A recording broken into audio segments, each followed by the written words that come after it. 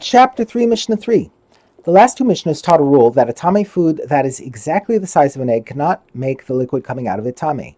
This Mishnah gives another example of this rule. If someone who is tame from a corpse and thus an avatuma squeezed olives or grapes, the law is as follows.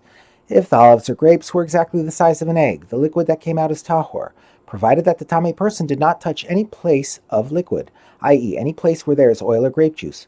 Although the olives and grapes become tame when the person touched them, they did not make the oil and juice coming out of them tame, because as soon as the first drops came out, the fruits were then the size of an egg and cannot transmit tuma.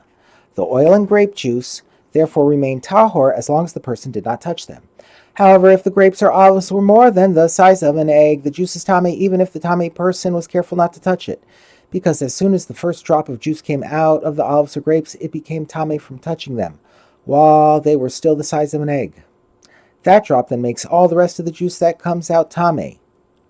The Mishnah has so far discussed a person who is tame as an avatuma because he came in contact with a corpse. Such a person transmits tuma to other things only by touching them. The Mishnah now discusses the law for someone who was an avatuma because he was a zav or zava.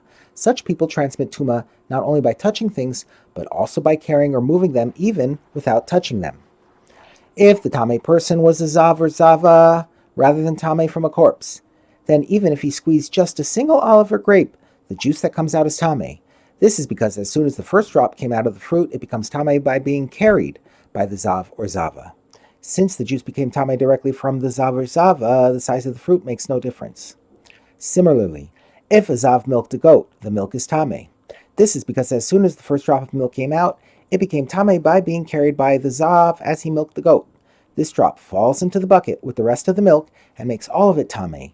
It is thus not possible for a zav or zava to milk an animal without making the milk tame.